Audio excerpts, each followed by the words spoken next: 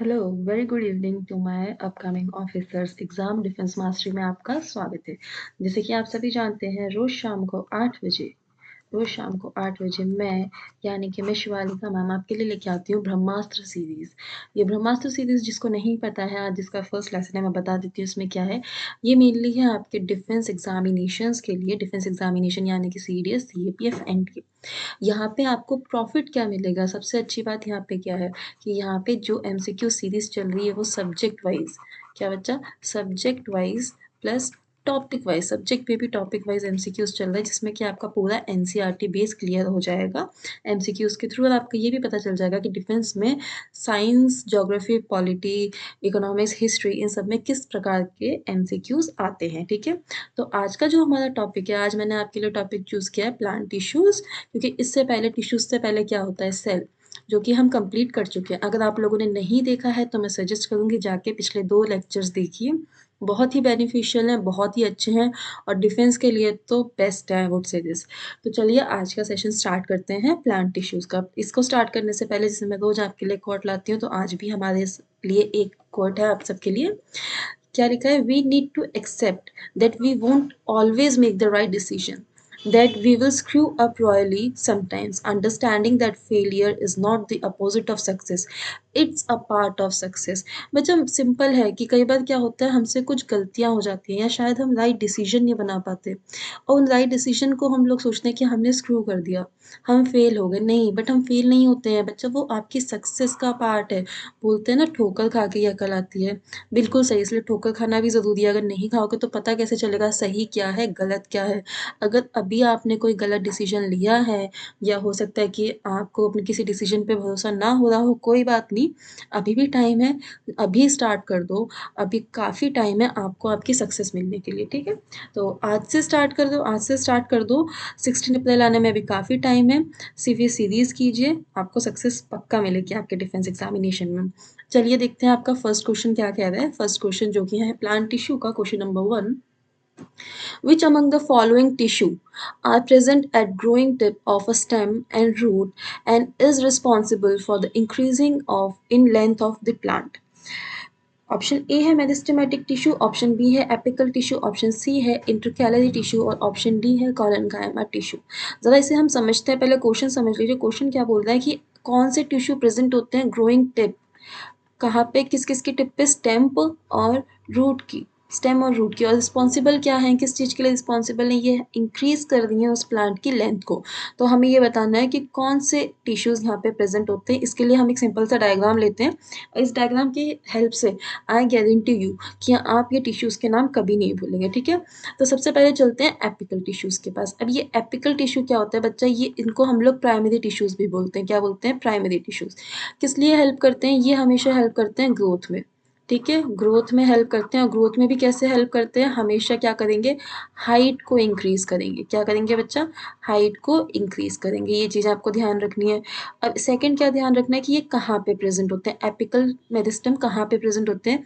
ये या तो शूट पे होंगे यानी कि टिप पे, ठीक है? शूट यानी कि टिप पे, प्लांट की टिप पे लंबाई बढ़ाएँगे। और कहाँ से लंबाई बढ़ेगी पेड़ की? उसके रूट, रूट भी तो नीचे की तरफ बढ़ते हैं। तो या तो क्या होंगे? रूट वाले पार्ट पे होंगे। कहाँ पे होंगे बच्चा? रूट वाले पार्ट पे होंगे, ठीक है? तो एपिकल मेरिस्टेम कहाँ-कहाँ पे प्रेज़ेंट होता है? आपके शूट पे एंड रूट, ठीक है? उसके बाद क्या है? उसके बाद सेकंड हम देख लेते हैं, सेकंड टाइप होती है आपकी लेटरल।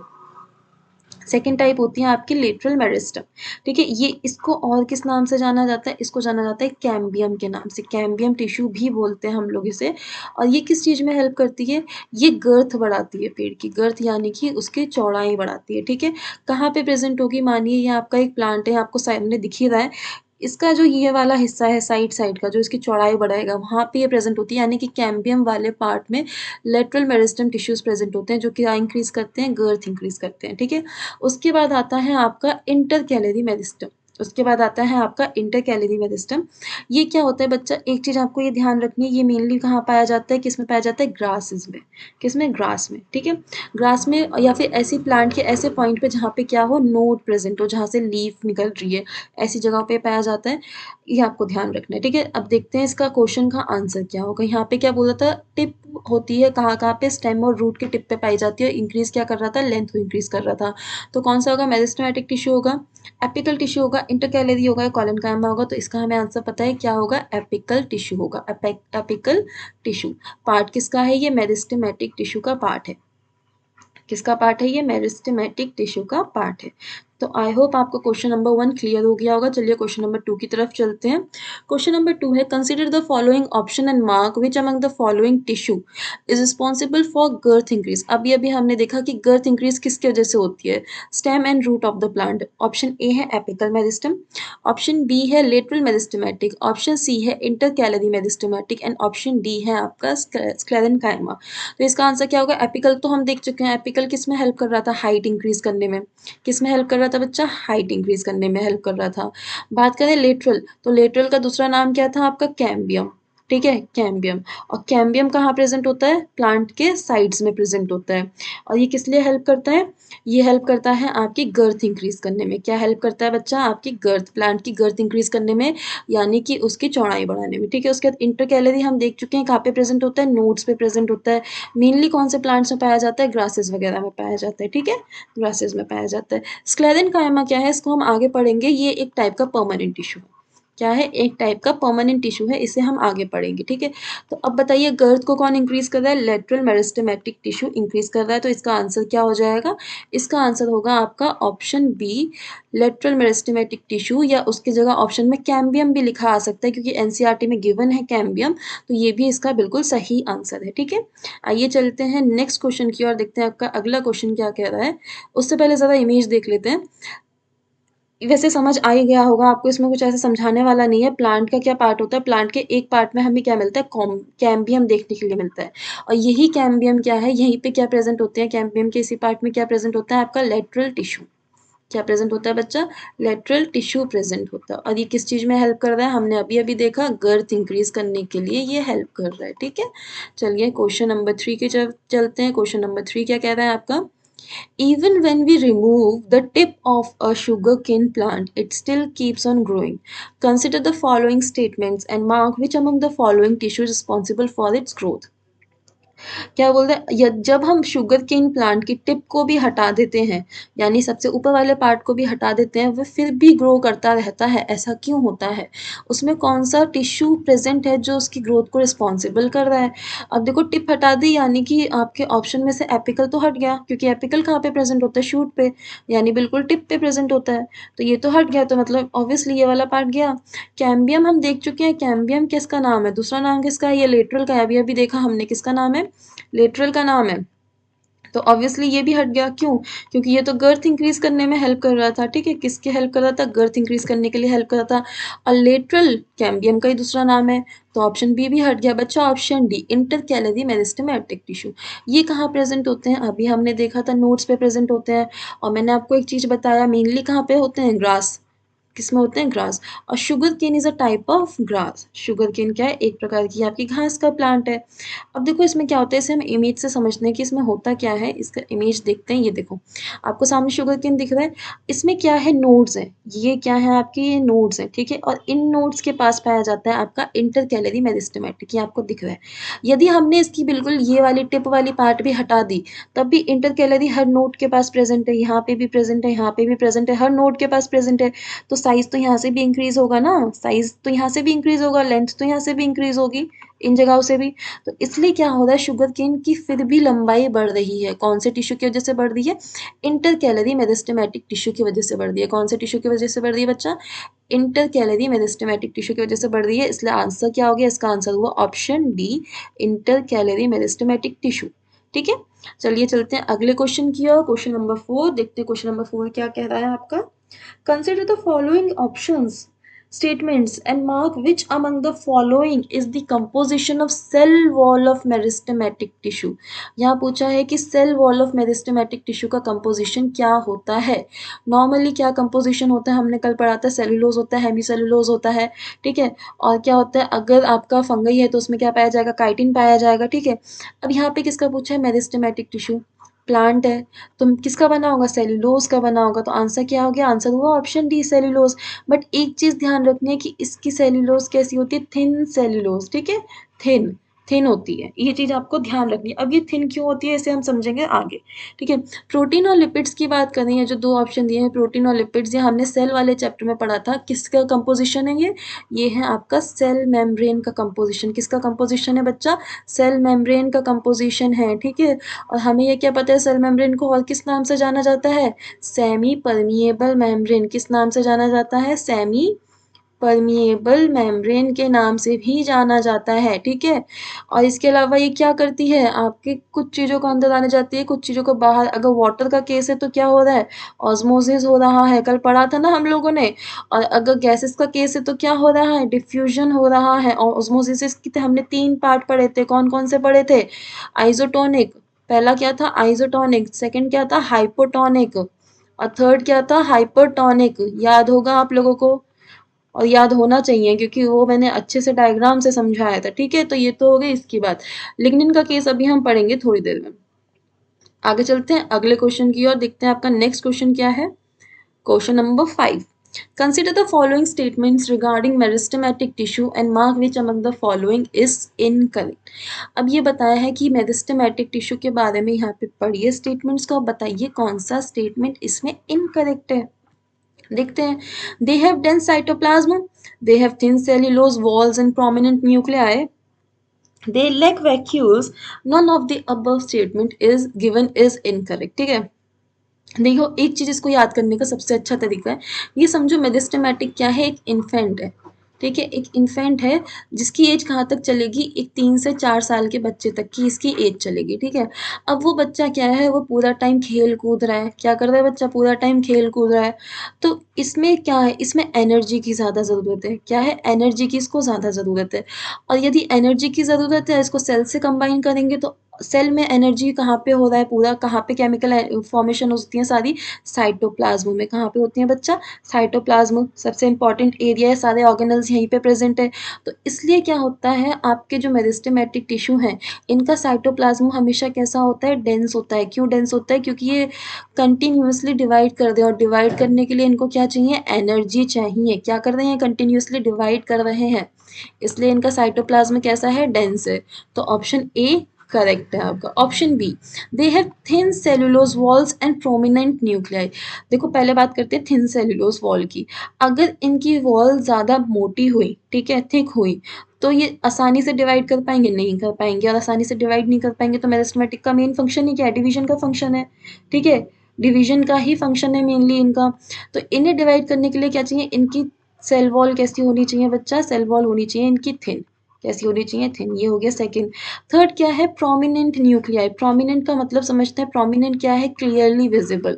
क्लियरली विजिबल, या आप बोल सकते हो लार्ज, ठीक है। या आप बोल सकते हो लार्ज, बहुत ही बड़ा इसका न्यूक्लियाई होता है। न्यूक्लियाई बड़ा क्यों होता है? जब भी सेल डिवाइड होता है तो उसका मेन डिवीजन कहाँ से स्टार्ट होता है? हमेशा न्यूक्लियस से स्टार्ट होगा। और आसानी से डिवाइड हो सके इसलिए इसका न्यूक्लियस कैसा होता है? प्रोमिनेंट होता है। तो ऑप्शन बी भी बिल्कुल सही है। अब एक चीज़, ये जितना ले रहा है, मतलब इसने जो भी लिया है अपनी ग्रोथ के लिए, उससे क्या कर रहा है? हाथ के हाथ यूज़ करता जा रहा है, हाथ के हाथ यूज़ करता जा रहा है। तो कुछ वेस्ट तो बनेगा ही नहीं, इसके पास कुछ वेस्ट तो बन ही नहीं रहा है। क्यों? क्योंकि कंटिन्यूअसली डिवाइड कर रहा है, जितनी इसकी एनर्जी फॉर्मेशन जो भी मटेरियल है सब यूज़ हो रहा है एनर्जी के लिए। जब वेस्ट नहीं बनेगा तो क्या वैक्यूल की ज़रूरत है? नहीं है, वैक्यूल की ज़रूरत ही नहीं है, ठीक है। तो यहाँ पे वैक्यूल्स एब्सेंट होते हैं, मेरिस्टेमेटिक में वैक्यूल्स एब्सेंट होते हैं। तो ऑप्शन सी भी सही है। तो इसका आंसर क्या होगा? इसका आंसर होगा आपका ऑप्शन डी। इसका आंसर होगा आपका option D. None of the above given statement is incorrect. कोई सा भी स्टेटमेंट इनकरेक्ट नहीं है। आई होप आपको तीनों स्टेटमेंट अच्छे से समझ आ गए होंगे, मेरिस्टेमेटिक टिश्यू भी पूरा समझ आ गया होगा, ठीक है। आगे चलते हैं, देखते हैं आपका नेक्स्ट क्वेश्चन क्या है। नेक्स्ट क्वेश्चन करने से पहले एक बार रिवाइज कर लेते हैं, अभी तक हमने क्या क्या पढ़ा। हमने क्या पढ़ा? मेरिस्टेमेटिक टिश्यू पढ़ा, ठीक है। हमने इसमें क्या देखा? मेरिस्टेमेटिक में क्या होता है? कंटिन्यूअसली डिवाइड कर रहे होते हैं। क्या कर रहे होते हैं? कंटिन्यूअसली डिवाइड कर रहे होते हैं। इसलिए इनका साइटोप्लाज्म कैसा होता है? साइटोप्लाज्म होता है डेंस, ठीक है। साइटोप्लाज्म डेंस होता है। सेल वॉल कैसी होती है? सेल वॉल होती है थिन। और न्यूक्लियस कैसा होता है? न्यूक्लियर होता है इसका प्रोमिनेंट, यानी कि क्लियरली विजिबल होता है या लार्ज होता है। इसके अलावा क्या एब्सेंट होता है? इनके पास एब्सेंट होता है वैक्यूल, ठीक है। मेरिस्टेमेटिक में हमने 3 टाइप्स के पढ़े थे। पहला कौन सा था? पहला था आपका एपिकल, पहला था एपिकल, सेकंड था लेटरल, लेटरल का दूसरा नाम क्या बताया था हमने? कैम्बियम। लेटरल का दूसरा नाम क्या बताया था? कैम्बियम, ठीक है? ये आपको ध्यान रखना है। और थर्ड टाइप था आपका इंटरकैलरी, थर्ड था आपका इंटरकैलरी, ठीक है? मेनली किस में पाया जाता है? ग्रासेस में पाया जाता है। हमेशा कहाँ पे पाया जाएगा? नोड्स में, इंटरनोड्स में, ठीक है? ये हमने 3 टाइप्स के पढ़े हैं। चलिए अब चलते हैं अगले क्वेश्चन की ओर। नेक्स्ट क्वेश्चन है आपका, what will happen when meristematic tissue stops dividing and start differentiation?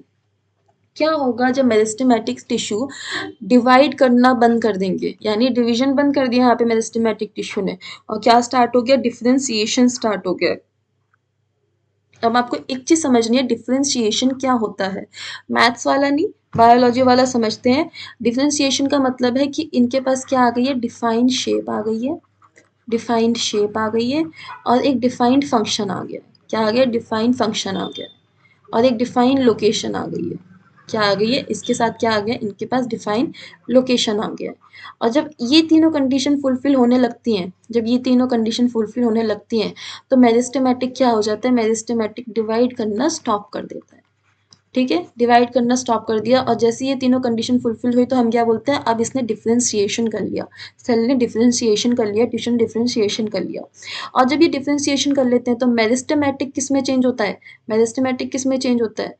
ये होता है आपका परमानेंट में चेंज। किस में हो जाता है बच्चा? परमानेंट टिश्यू में चेंज हो जाता है। किस में चेंज होता है? परमानेंट टिश्यू में चेंज होता है। अब परमानेंट भी कितने टाइप्स के होते हैं आपके? परमानेंट भी 2 टाइप के होते हैं। पहला कौन सा होता है? पहला होता है सिंपल परमानेंट टिश्यू। पहला कौन सा होता है? Simple permanent tissue. और दूसरा कौन सा होता है? आपका कॉम्प्लेक्स परमानेंट टिश्यू। दूसरा कौन सा होता है? Complex permanent tissue. आज जो हम करेंगे, आज सिर्फ हम सिंपल के पार्ट करेंगे, कॉम्प्लेक्स वाले के हम कल पार्ट करेंगे, ठीक है? तो जब सेल मेरिस्टेमेटिक टिश्यू ने स्टॉप कर दिया डिवाइड और स्टार्ट कर दिया डिफरेंशिएशन, तो ये किस में चेंज हो गया? ये हो गया आपका परमानेंट टिश्यू में, ठीक है? तो इसका आंसर क्या हुआ? इसका आंसर हुआ ऑप्शन ए, परमानेंट टिश्यू, ठीक है?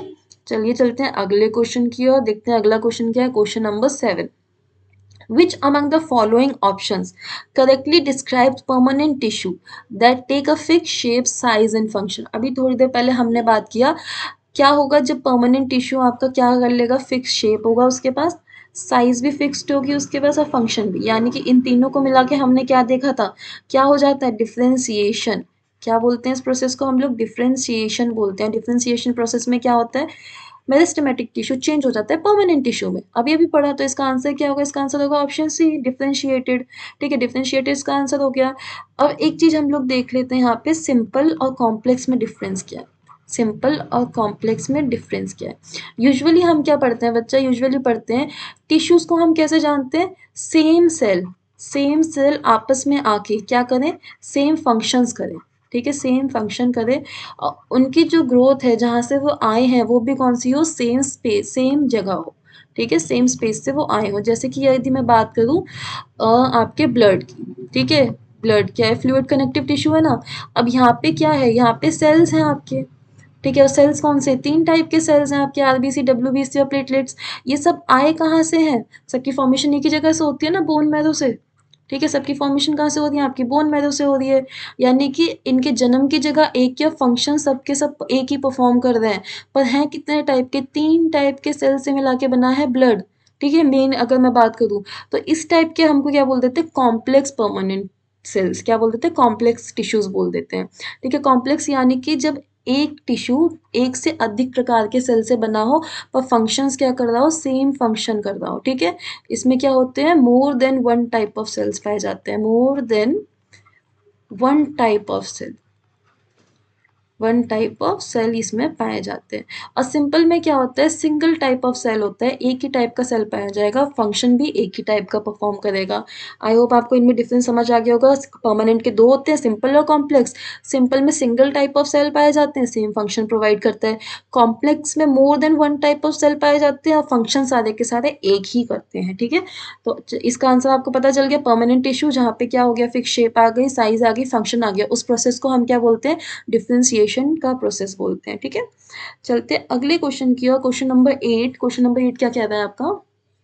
Consider the following statements and mark which among the following is incorrect with respect to parenchyma tissue. अब ये बात करी जा रही है parenchyma tissue की। अभी हमने इसको जानने से पहले एक चीज समझ लेते हैं। परमानेंट पढ़ा, ठीक है? परमानेंट में हम क्या पढ़ रहे हैं? सिंपल पढ़ रहे हैं, अब परमानेंट में हम क्या पढ़ रहे हैं बच्चा, सिंपल पढ़ रहे हैं, सिंपल परमानेंट टिश्यू, ठीक है। और सिंपल परमानेंट टिश्यू में सबसे पहला आता है आपका पैरेन्काइमा, सबसे पहला आता है आपका पैरेन्काइमा। तो पैरेन्काइमा किसका टाइप है, आपका सिंपल परमानेंट टिश्यू का टाइप है। ऑप्शन ए कह रहा है parenchyma tissues are the type of complex permanent tissue. यहीं पे गलत हो गया, तो आंसर तो हो गया आपका ऑप्शन ए। आंसर क्या हो गया, ऑप्शन ए, क्योंकि ये कॉम्प्लेक्स नहीं है, ये क्या है, सिंपल परमानेंट टिश्यू है।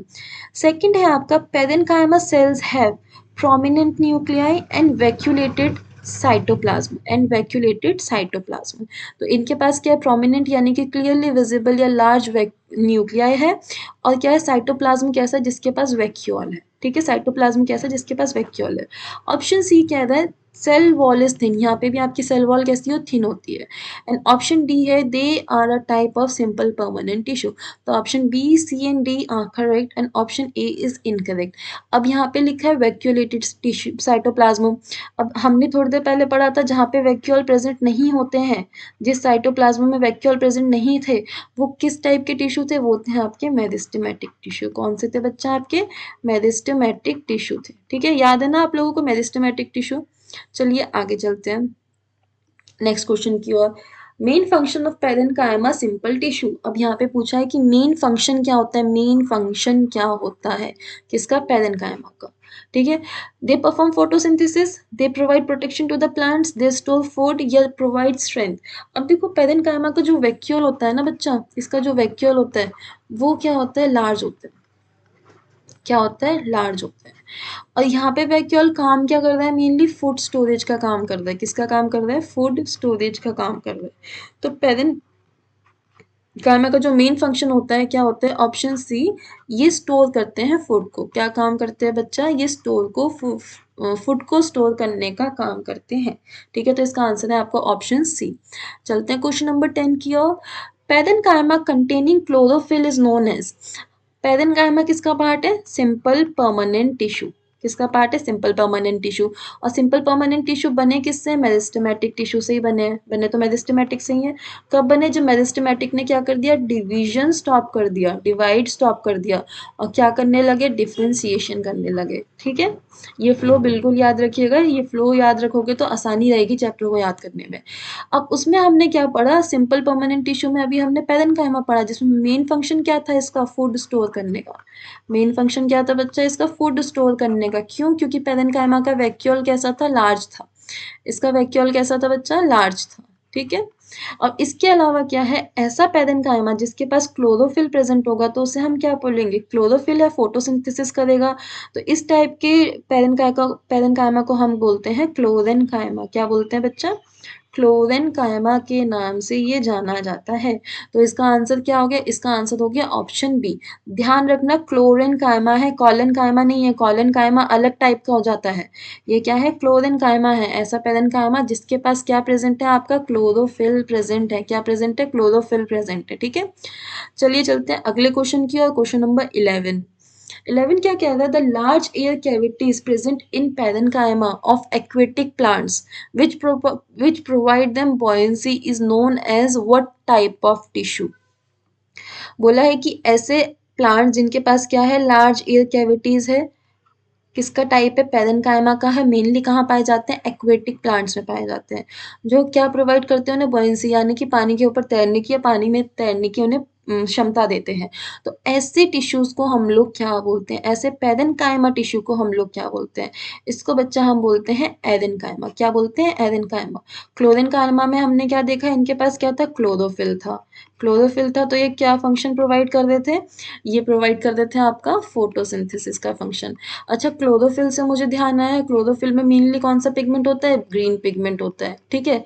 ग्रीन के साथ कार्टिनॉइड्स भी पाए जाते हैं, ग्रीन के साथ कार्टिनॉइड्स भी पाए जाते हैं।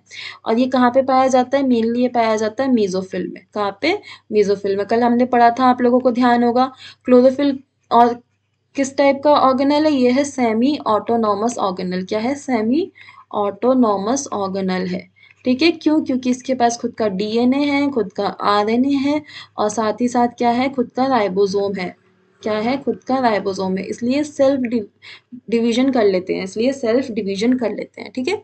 तो इसका आंसर क्या होगा, क्वेश्चन 11 का आंसर होगा आपका ऑप्शन बी, एरेन्काइमा। एडेनकाइमा, यानी कि इनके पास क्या प्रेजेंट है, एयर कैविटीज प्रेजेंट है, जो क्या प्रोवाइड कर रही है, बुओयेंसी प्रोवाइड कर रही है। और किस टाइप के प्लांट्स में पाए जाते हैं, एक्वेटिक प्लांट्स में पाए जाते हैं। ठीक है, क्वेश्चन नंबर 11 आपको क्लियर होगा। चलते हैं क्वेश्चन नंबर 12 की तरफ। अब बात करी जा रही है कॉलिनकाइमा टिश्यू की। ठीक है, कॉलिनकाइमा टिश्यू की यहाँ पे बात करी जा रही है। Which among the following statements is incorrect regarding collenchyma simple permanent tissue? Collenchyma simple permanent tissue, इनके पास क्या होता है, the flexibility in plant is due to collenchyma tissue. ये बोल रहा है कि कॉलिनकाइमा की वजह से फ्लेक्सिबिलिटी होती है, ऑप्शन ए। ऑप्शन बी बोल रहा है they have irregular thickened corners, इनके जो कॉर्नर्स होते हैं वो इरेगुलरली थिक होते हैं। ऑप्शन सी कह रहा है they have no intercellular space, यानी कि सेल के बीच में कोई भी इंटरसेलुलर स्पेस नहीं है। ऑप्शन डी बोल रहा है दे आर लिविंग सेल, ये किस प्रकार के सेल हैं, आपके लिविंग सेल हैं। तो देखो बच्चा, देखते हैं क्या होता है। नॉर्मली आपका जो कॉलिनकाइमा होता है ना, कॉलिनकाइमा के चारों तरफ क्या होती है, एक थिकेंड होती है, जगह जगह से इरेगुलर थिकेंड होता है। तो ये तो बिल्कुल सही है। ठीक है, ये बिल्कुल सही है। तो ऑप्शन बी बिल्कुल सही है। सेकंड, क्या ये फ्लेक्सिबिलिटी प्रोवाइड करते हैं। आपके जो प्लांट्स होते हैं, जैसे कि मानिए टेंड्रिल्स, ठीक है, जैसे कि टेंड्रिल्स हो गया, या क्या हो गया, लीफ की स्टॉक्स हो गई, क्या हो गई, लीफ का स्टॉक वाला पार्ट, स्टॉक यानी कि जहाँ से लीफ आपके तने से जुड़ी होती है, ये वाला पार्ट, इसको हम लोग क्या बोलते हैं, स्टॉक बोलते हैं। ये सब फ्लेक्सिबल है। ये किसकी वजह से फ्लेक्सिबल है, कॉलिनकाइमा टिश्यू के प्रेजेंस से ही फ्लेक्सिबल है। ठीक है, और सेकंड है they have no intercellular space, ये ऑप्शन बिल्कुल गलत है। ऑप्शन सी गलत है। इनके पास इंटरसेल्युलर स्पेस होती है, बहुत ही कम होती है। ठीक है, मिनिमम इंटरसेल्युलर स्पेस होती है, बहुत लेस होती है, ज़्यादा तो नहीं होती, बहुत लेस होती है। तो इसका आंसर क्या है, इसका आंसर है आपका ऑप्शन सी। इसका आंसर क्या है, आपका ऑप्शन सी इसका आंसर है। ठीक है, और ये किस प्रकार के हैं, लिविंग सेल्स हैं। एक बार इसको ध्यान से समझ लीजिए। एक था आपका पैरेन्काइमा, ठीक है, एक था आपका पैरेन्काइमा, और अभी अभी हमने पढ़ा है कॉलिनकाइमा। कॉलिनकाइमा, पैरेन्काइमा के हमने दो पार्ट पढ़े, कौन कौन से पढ़े आपने, एक पढ़ा क्लोरेन्काइमा, ठीक है, और दूसरा पढ़ा एरेन्काइमा। अब ये पैरेन्काइमा के पास इंटरसेल्युलर स्पेस होता है बहुत ज़्यादा, इसके पास इंटरसेल्युलर स्पेस होता है बहुत ज़्यादा, और कॉलिनकाइमा के पास मिनिमम बहुत ही लेस इंटरसेल्युलर स्पेस होता है, बहुत ही लेस इंटरसेल्युलर स्पेस होता है। ठीक है, इस चीज़ को आपको ध्यान रखना है। ओके, चलिए आगे चलते हैं नेक्स्ट क्वेश्चन की ओर। ये देखिए, यहाँ पे कुछ मैंने इमेजेस लगा रखी है। इमेजेस में क्या, ये आपको जो दिख रहा है सॉफ्ट वाला पार्ट, ठीक है, ये किसका बना है, ये बना है आपका कॉलिनकाइमा का। किसका बना है बच्चा, ये बना है आपका कॉलिनकाइमा का। ये जो है, ये है टेंड्रिल्स, जो आपको मेनली बेल वाले पेड़ों में देखने के लिए मिलती हैं। तो ये भी किसकी बनी होती है, ये भी आपके कॉलिनकाइमा टिश्यू की बनी होती हैं। ठीक है, चलते हैं नेक्स्ट क्वेश्चन की ओर, जो कि है आज आपका लास्ट क्वेश्चन। इस क्वेश्चन को कंप्लीट करने से पहले मैं ये बता देती हूँ कि रोज शाम को 8 बजे आपके लिए सीरीज है। सीरीज का नाम है ब्रह्मास्त्र सीरीज। इसमें आपको topics wise, subject wise MCQs मिलेंगे for all defence examination, for all defence examination. अगर अभी तक आपने सेशन को लाइक नहीं किया है तो सेशन को लाइक कर दीजिए, सेशन को लाइक कर लीजिए और सब्सक्राइब कर लीजिए, और सब्सक्राइब कर लीजिए, क्योंकि ये बहुत ही बेनिफिशियल होने वाला है। अभी कुछ दिनों में आपके लिए मंथली करंट अफेयर्स भी आ जाएगा, defence related monthly current affairs भी आ जाएगा, और साथ में हम ज्योग्राफी के क्वेश्चंस भी स्टार्ट कर रहे हैं, साथ में हम लोग ज्योग्राफी भी स्टार्ट कर देंगे। तो साइंस और ज्योग्राफी आपकी साथ साथ चलती जाएगी। ठीक है, क्वेश्चन नंबर 13 देखते हैं। Consider the following option and mark which among the following is responsible for the thicken of cell wall of sclerenchyma. अब ये आ गया आपका नेक्स्ट सिंपल परमानेंट टिश्यू। ठीक है, अब ये आपका नेक्स्ट है। अभी तक दो पढ़े थे, कौन कौन से पढ़े थे, पैरेन्काइमा और कॉलिनकाइमा। अब है ये स्क्लेरेनकाइमा की बात। अब स्क्लेरेनकाइमा की जो आपकी बात होती है, इसमें क्या होता है, इसकी जो सेल वॉल होती है, इसकी जो सेल वॉल होती है वो कैसी होती है, बहुत ही ज़्यादा थिक होती है। कैसी होती है बच्चा, बहुत ही ज़्यादा थिक होती है। तो पूछा है कि किसकी वजह से थिक होती है, सेल्यूलोज की वजह से होगी, क्यूटिन की वजह से होगी, प्रोटीन की वजह से होगी, लिग्निन की वजह से। देखते हैं। सेल्यूलोज तो क्या था, ये क्या बना रहा था, ये आपकी सेल वॉल बना रहा था। ठीक है, बट ये ज़्यादा थिक तो था नहीं।